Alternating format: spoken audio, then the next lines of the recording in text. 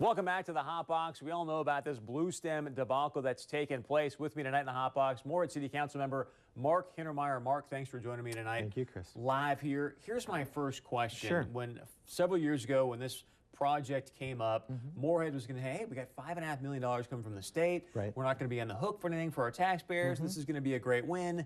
Now, with the dissolution of Bluestem, Bluestem being dissolved, Morehead City taxpayers could potentially be on the hook for up to $800,000? Well, about 2 weeks ago at our council meeting, the first time that was in front of us, that was what was presented. The 50 acres, roughly, it's 48.9, excuse me, has land cost and specials with it. So that's a roughly an $800,000 bill.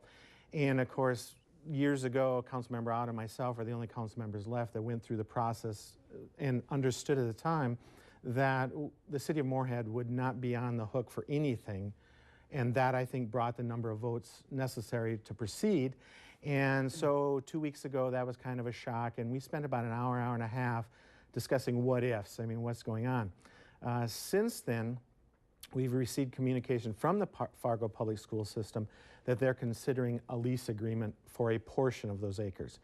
So from my standpoint, I believe one of the endeavors that we must assure happens in this project as we negotiate here is that the city of Morehead essentially is made whole. Now, are we going to see sort of a cross-river battle here, if you will, because you see the Fargo Public Schools sending you a document recently that states they own and operate this, when really they're simply leasing it from the city of Morehead, kind of a little jab in the ribs, if you will. Well, that's a good question. It was brought up last night at our council meeting, and we suggested that that correction be made to their documents. And they said? We haven't heard back. That was last night. Do you think they'll agree to making the changes? The fact is the city of Morehead owns all of that. All the buildings, all the land. Do you think Fargo Public Schools knows that? I believe they do. I think so why would they say that they own and operate it? Yeah, I'm not sure. What would be your best guess? It was an oversight. You're too kind. So you said, I don't know. Obviously this has been pegged as a regional arts center. Yes. Now they've changed the name from the Bluestem Regional Arts Center to the Trollwood Performing Arts Center. Yes. And you came out in the paper and said, I'm not sure that capability exists, meaning that they've got the capability to make this a regional arts center, or if that's even a top priority for them. Right. One, what do you think the top priority is? And two, if it's not a top priority to be a regional arts center, can they actually cash flow this thing? Well, boy, good questions. It's over a number of spectrums. I'm concerned because I haven't seen in the months leading up to this Bluestem being dissolved that they have set in motion the process whereby they can turn that into a regional arts center. So that is another very important aspect, I believe, to the City Council and the City of Morehead. And I believe also that it would not have proceeded at the time had that not been part of the overall agreement. So I believe the council right now is attempting to assess and discern whether or not that is a priority. What I haven't seen is, for example, what's the schedule for this next summer in concerts or anything like that? That's one of my concerns. Where's the apparatus, where's the process whereby that can occur in a timely manner? We're at the end of December here, and if you're going to book major acts into, like in the past, that has to be happening. And you and I both know you're not going to cash flow this thing with high school performing arts. Not to denigrate them, but it's just not going to cash flow the center. Last question for you. Sure. At the end of the day, let's say that you both play hardball. Can Morehead basically say, hey, Fargo Public Schools, go pound sand, we're going to take this thing over? Sure. There are certain requirements in the lease that, if not met, essentially the council could take back the property. Break the lease. Let me.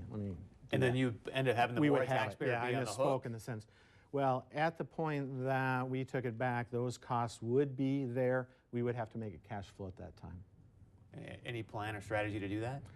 No, only that we would turn to the professionals that have a good experience, a good track record, and try to enter contracts to do that. Thank you for saying that, because that's the other challenge I think you face is you get the Fargo Public Schools now trying to raise money to cash flow this scenario. And in my opinion, I don't think the Fargo taxpayer, i.e. the Fargo Public Schools, should be in the business of going out and fundraising.